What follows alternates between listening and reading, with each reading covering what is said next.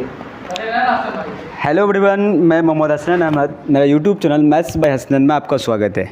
जैसे कि मैं आज आप लोगों को यूपीएससी और बीपीएससी से रिलेटेड और एक दूसरा वीडियो लेके आ रहा हूं, जिसमें कि आप लोगों को बताऊंगा कि किसी भी स्टूडेंट को स्ट्रेटजी क्या होना चाहिए। चलिए मैं आप लोगों को एक दोस्त से मिलाता हूं, वो देखते हैं कि वो किस तरह से प्रिपरेशन करते हैं। चलिए आते हैं उससे मिलने के लिए। Hello, how are you? Fine fine fine. कैसे हुआ आना हसन भाई? आना तो बहुत अच्छे से हुआ। उम्मीद याद आया कि मैं आपसे थोड़ा मुलाकात करूं, जिससे अच्छा। जिससे कुछ बच्चों को प्रॉब्लम्स होती है, वो जी। बच्चा का प्रॉब्लम को आप किस तरह से स्ट्रेटजी किस तरह से दिया जाए। अरे भाई यहाँ से वो सब बात तो होते रहेगी, लेकिन पहले बैठिए। ठीक, थैंक यू।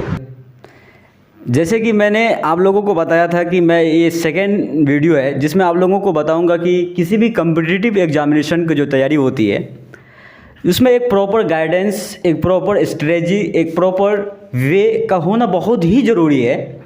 अब मैं वही चीज़ मैं अपने एक अजीज़ दोस्त कुंदन शर्मा, जो कि जोकीहाट से बिलोंग करते हैं और वो पूर्णिया में रहते हैं, उसका एक सही और अच्छी स्ट्रेटजी को जानने के लिए, ताकि जो बच्चे यूपीएससी या बीपीएससी या अदर कम्पिटिटिव एग्जामिनेशन का जो तैयारी करते हैं, उसका स्ट्रेटजी क्या होनी चाहिए, मैं आज कुंदन शर्मा से जानना चाहता हूं।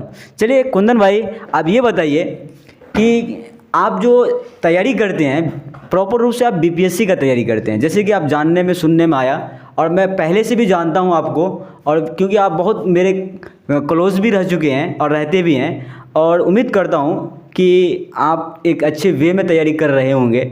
और जैसे कि आप 67वीं बीपीएससी का में आप अपियर भी होंगे और 68वीं भी आने वाली है, और उम्मीद करता हूं कि आपका 67वीं में आपका सिलेक्शन हो जाए। और इसके लिए एक सही स्ट्रेटजी का होना ज़रूरी है। तो हमारे जो सब्सक्राइबर्स हैं, जो हमारे व्यूअर्स हैं, वो आपसे जानना चाहते हैं कि आप किस तरह से यूपीएससी या बीपीएससी का तैयारी आप करते हैं, क्योंकि ये एक ऑफिसर रैंक का जॉब है और इसमें एक अच्छे वे और स्ट्रेटजी का होना ज़रूरी है। चलिए आप बताइए सबसे पहले कि आपका नाम क्या हुआ, जैसे कि करते क्या है? जैसे कि हमारे हसनैन भाई, आप जो आए मिलकर आपसे बहुत खुशी हुई। Thank you. तो हमारे हसनैन भाई जो बताया, ठीक है, हमारे नाम वैसे तो कुंदन कुमार शर्मा हुआ, ठीक है। तो वैसे तो एक्चुअली तो मैं बीपीएससी का तैयारी करता हूँ। तो मेरा घर जोकीहाट अररिया डिस्ट्रिक्ट से मैं बिलोंग करता हूँ। तो मैं एक बैकवर्ड एरिया का इलाके से बिलोंग करता हूँ, जिसके कारण बहुत सी दिक्कतें का हम लोग को सामना करना पड़ता है। तो फिलहाल करते क्या है? तो मैं अभी पूर्णिया में रह के बीपीएससी का तैयारी करता हूँ, और लगभग 1 साल से मैं इस बीपीएससी एग्ज़ाम का प्रिपरेशन करता हूँ। जी। चलो ये बताइए कुंदन भाई कि आप जो तैयारी करते हैं, इसमें एक वे का होना जरूरी है। जैसे आपको पता होगा कि कौन सा वे है जिससे कि आप आसानी से बीपीएससी का तैयारी कर सकते हैं। कुछ बच्चे ऐसे हैं हमारे आसपास में, समाज में, जो बीपीएससी या यूपीएससी करना चाहते हैं, लेकिन एक प्रॉपर गाइडेंस और वे नहीं मिलने के कारण वो अपने बाधाओं से या फिर अपने दिक्कतों से या उस चीज़ को समझ नहीं पाता है, जिससे उसको सक्सेस यानी सफलता नहीं मिल पाती। आप लर्नर हैं, सीखने वाले हैं, आप तैयारी कर रहे हैं। आप ये बताइए कि बीपीएससी जो एग्जामिनेशन होती है, उसमें सबसे इम्पोर्टेंट चीज़ क्या होती है, या फिर उसका इम्पोर्टेंस बुक्स क्या है? जैसे कि आप बोले, यानी एक बीपीएससी की तैयारी किस प्रकार किया जाता है और किस तरह करना चाहिए और क्यों करना चाहिए, ठीक है। लेकिन एक्चुअली जिस बच्चे को वो पता होती है, तो सभी का अलग अलग, यानी सभी का अलग अलग ट्रैक होती है। किसी को ऑफिसर बनना है, तो किसी को रेलवे विभाग में जाना है, और किसी को और सब, यानी बहुत सारे विभाग हैं उसमें जाना चाहते हैं। तो मेरा तो फोकस है मेन बीपीएससी है। और कहते हैं ना सब कि आपको जिस तरह हसनैन भाई बोले अभी, क्या आपको ये उसरजा यानी बीपीएससी जो कर रहे हैं, करने का मोटिव आपको कहाँ से मिला? आप क्यों करना चाहते हैं? तो मोटिव कहाँ से मिला आपको, उसी पर। वैसे तो हम लोग सबसे पहले हम लोग एक बैकवर्ड एरिया से बिलोंग करते हैं, ठीक है। हमारे इलाका में तो पढ़े लिखे बहुत सारे हैं, लेकिन उसको उतना फैसिलिटी नहीं मिलता है, जिसके कारण वो बहुत सारे अच्छे से अच्छे कर पाए, ठीक है।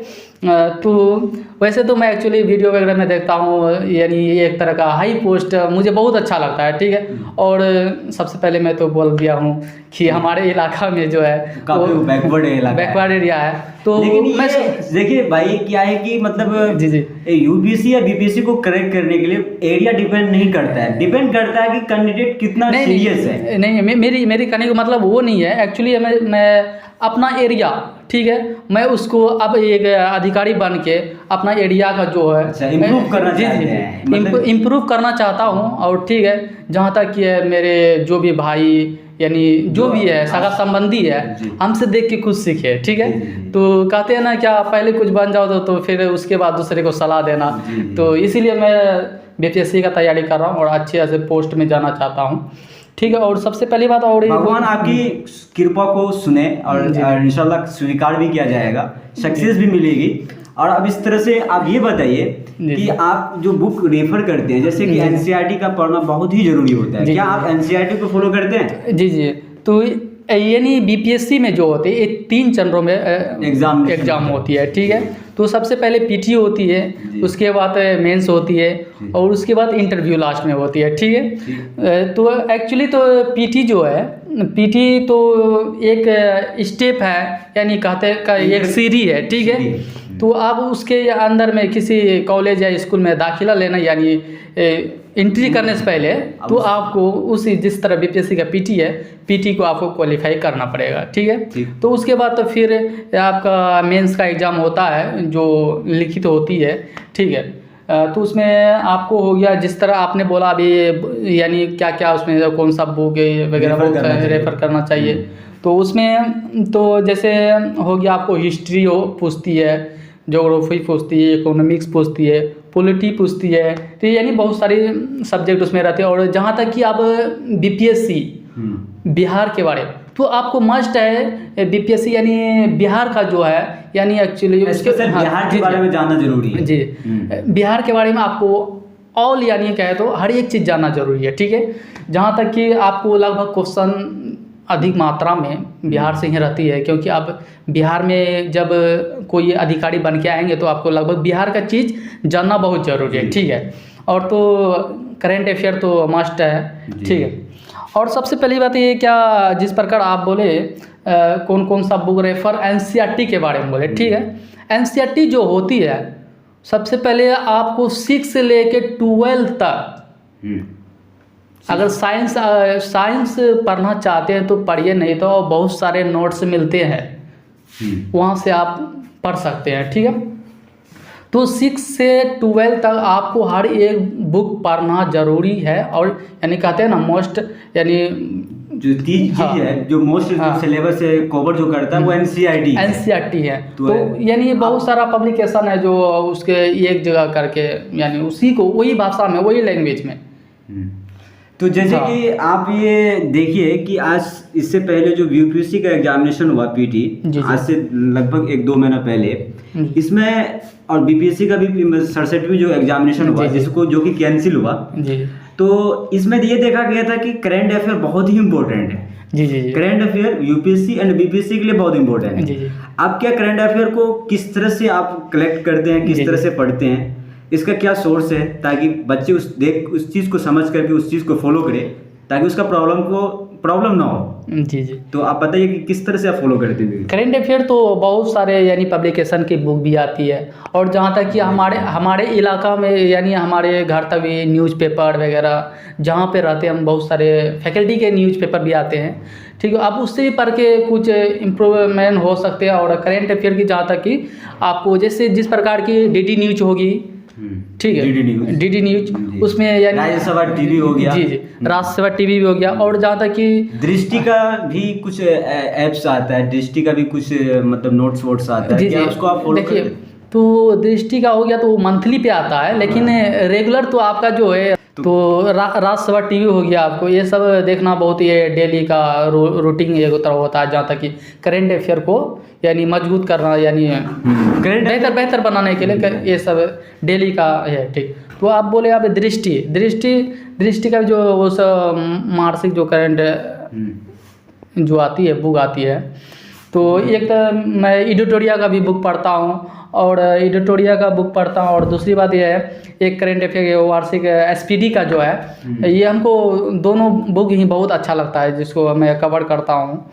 तो इसमें मतलब करंट को कवर करता है, मतलब आप अल्टीमेटली करंट के लिए न्यूज़ चैनल्स कुछ रेफर करते हैं। जैसे आप बताए कि राज्यसभा टीवी हो गया, DD न्यूज़ हो गया, जैसे कि आप बता दिए कि दृष्टि का जो मंथली और वीकली जो मैगजीन आता है या फिर उसमें जो डाला जाता है उसको आप रेफर करते हैं, जिससे आपका करंट कवर हो जाता है। और करंट पढ़ना बहुत ही जरूरी है। विदाउट करंट आप UPSC BPSC की तैयारी नहीं कर सकते हैं, जैसे कि आपने बताया।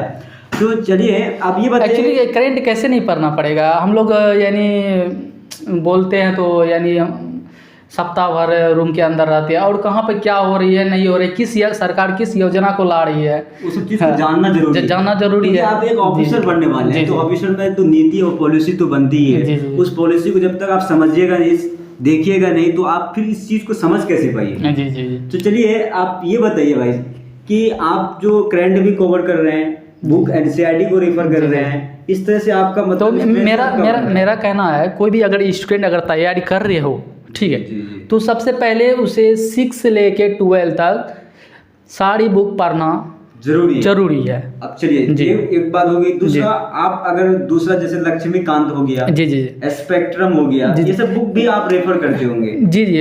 वैसे तो स्पेक्ट्रम, लक्ष्मीकांत, बहुत सारे मेरे पास बुक भी है तो है, लेकिन सबसे पहले आपको 6 से लेके 12 तक की किताब पढ़ना बहुत ज़रूरी है। क्योंकि ये जो किताब जो है, जैसे भारतीय राज्य व्यवस्था है, इससे लेकिन इंडियन पॉलिटी भी है ना। जी, जिसको इंडियन पॉलिटी भी कहते हैं। तो एक्चुअली इसमें है क्या कि लैंग्वेज थोड़ा बहुत हार्ड तो उतना होती नहीं है, लेकिन एक तरह से NCERT पढ़ने के बाद इसको समझना और पढ़ना आसान हो जाता है। और ये क्योंकि बहुत ही अच्छी बुक है पॉलिटी के लिए, और इसको रेफर करना है। चलिए आप तो ये बताइए, एक्चुअली इधर भी बहुत सारी बुक है।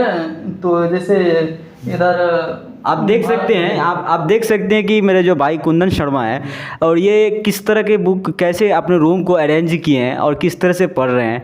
और आई होप, उम्मीद ये करता हूँ कि आप लोग मतलब इसके जो अरेंजमेंट है रूम का, वो देख करके आपको इंस्पिरेशन और मोटिवेट होंगे। जैसे कि मैप भी लगाए हैं, मैप को भी देख सकते हैं, वर्ल्ड मैप है, और इसके साथ साथ इस मैप का प्रैक्टिस करना ज़रूरी है। चलिए कुंदन भाई, आप ये बताइए कि आप दिन में कितना घंटा पढ़ते हैं। तो एक्चुअली ये नहीं है कि कितना घंटा पढ़ते हैं, बट ये ज़रूरी है कि आप जो चीज़ पढ़ रहे हैं वो आप कितना समझ रहे हैं। बिल्कुल, एब्सोल्युटली करेक्ट। जी। तो और मैं अपना PT के लिए जो है, तो थोड़ा मैं खान सर जो है, जो पटना वाले खान सर जी मुसल्लमपुर में रहते हैं, ठीक है, जो बहुत सारे खान जी रिसर्च के सेंटर से उसका ऐप्स है, ठीक है। तो मैं उसका लगभग सारे हिस्ट्री, ज्योग्राफी, इकोनॉमिक्स, पॉलिटिकल, यानी लगभग मैप भी जो है उसी से पढ़ते हो, ठीक है। तो जहाँ तक कि मैप जो है, यानी मैप, ठीक है, उसमें बहुत सारे, यानी आपको हिस्ट्री से लेके, ज्योग्राफी से लेके पॉलिटी तक हर एक चीज़ क्लियर करती है हमारी मैप, ठीक है, जो खान सर ने बहुत बेहतर ही समझाते हैं। ऐसे भी कहा जाता है खान सर को कि मानचित्र का विशेषज्ञ माना जाता है, क्योंकि वो बहुत अच्छे से मैप को समझाते हैं। और हर स्टूडेंट को कॉम्पिटिटिव एग्जामिनेशन जितने भी तैयारी करते हैं, उम्मीद करता हूँ कि उन लोग भी खान सर के जो मैप सब जो समझाने का जो तरीका है उसको फॉलो करना चाहिए। उससे आपका कॉन्सेप्ट भी क्लियर होगा, कौन चीज़ कहाँ पर है, ऑल ओवर इंडिया में, ऑल ओवर वर्ल्ड में, ऑल ओवर बिहार में, लगभग सारी चीज़ कंप्लीट हो जाती है मैप को पढ़ने के बाद। जिस प्रकार का इंडियन एक मैप है, वर्ल्ड मैप है, और आप जिस स्टेट से यानी JPSC करना चाहते हैं या BPSC करना चाहते हैं, उस राज्य के लिए आपको वहाँ का मैप पढ़ना बहुत जरूरी है। जिस प्रकार मैं बिहार में पढ़ता हूँ, ठीक है, जो बिहार की जानकारी के बारे में आपको क्लियर करती है। चलिए आप ये बताएं कि घंटों की पढ़ाई मायने नहीं रखती है। आप कितना पढ़ते हैं दिन में, क्या पढ़ते हैं, ये मायने रखता है। और एक रेगुलर पढ़ाई का होना जरूरी है। ऐसा माना जाता है कि UPSC और BPSC में अगर रेगुलरिटी अगर नहीं हो, कंटिन्यूटी नहीं हो, अगर डिफरेंशिएबिलिटी कर दिए, तो फिर आपका तैयारी सही वे पे नहीं जा पाएगा।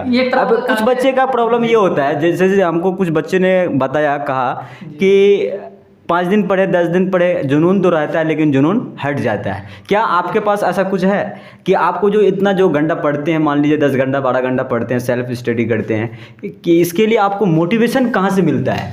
तो मोटिवेशन जैसे जिस प्रकार से आप लोग से भी मिल जाती है, बहुत सारे कभी कभी आते हैं तो जिस तरह पूछते हैं आपका क्या स्ट्रेटजी है, किस तरह पढ़ते हैं, लगभग तो यानी 100% में से 80% आप लोग मुझे मोटिव करके चले जाते हैं। क्योंकि दोस्त लोग आपको मोटिव करते हैं कि पढ़ना कैसे, क्या करना है। जी, और दूसरी बात, मेरे बहुत सारे दोस्त भी हैं जो यानी